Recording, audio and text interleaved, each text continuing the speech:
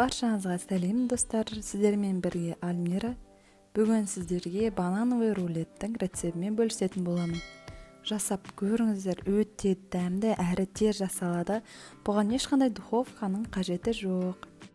Әр заттың мөлшерін описание бөліміне жазып кеттім. Ең бірінші осылай печеньемізді блендерға салып үгітіп аламыз.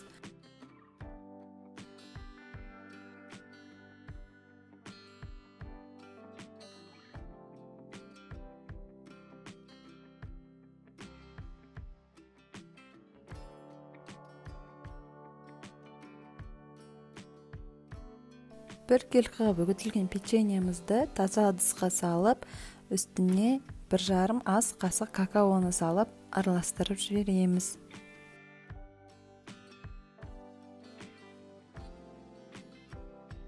Тәтті болу үшін 5 ас қасық сгущенканы салып араластырамыз. Бір келкі масса шығатын болады.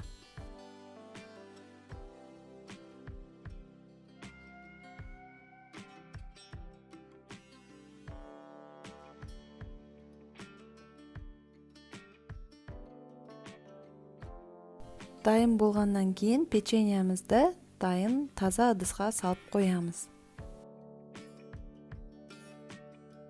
Енді рулеттің креміне кірісетін боламыз. Оған 100 мл сүтке құрғақ сливкиді салып, миксердің баяу жылдамдығымен бастап аздап араластырамыз.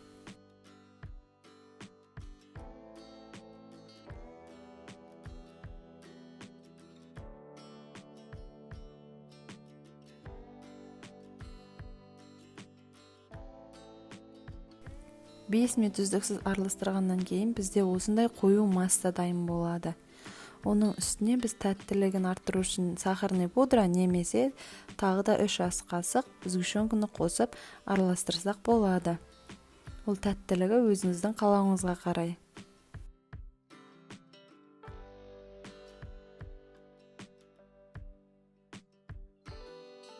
Рулетті жинауға кірісеміз. Ол үшін пергаментті тақтайдың үстіне жайып, бір келкі қойып аламыз. Дайын печеньемізді бір келкі етіп, қасықтың көмегімен немесе оқтаудың көмегімен осы пергаменттің үстіне жайып шығамыз. Мінекей бізде жайылып болды. Енді үстіне жаңағы дайындаған кремімізді қосып, жұқалап жағып шығамыз. Ең шетіне шығармауға тырысайық. Сонда ораған кезде біздің крем сыртына шықпайтын болады. Енді рулетіміздің ең негізгі бөлімі, біз бананды екі жақ ұшын кесіп алып тастап, осылай рулеттің шетінен бастап қойып, ақырын орайтын боламыз.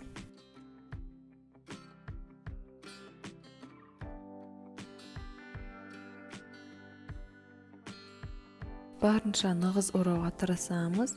Содан кейін екі жақ шетін бекітіп, холодильникке 2 сағатқа қойып қоямыз. Мінекей достар, бізде 2 сағат өтті. Мен үстіне кішкентай конфеттер қойып әсемдедім. Сіздер өз қалауларыңыз бойынша шоколад езіп құюға болады, немесе осындай тәтті конфеттерді үстіне қойсаңыз болады. Өте жұмсақ, дәмді, ерекше рулет осылайша тез дайын болады. Жасап, дәмін көріңіздер, ас болсын. Рецепт ұнаса лайк басып тіркелуді ұмытпаңыздар.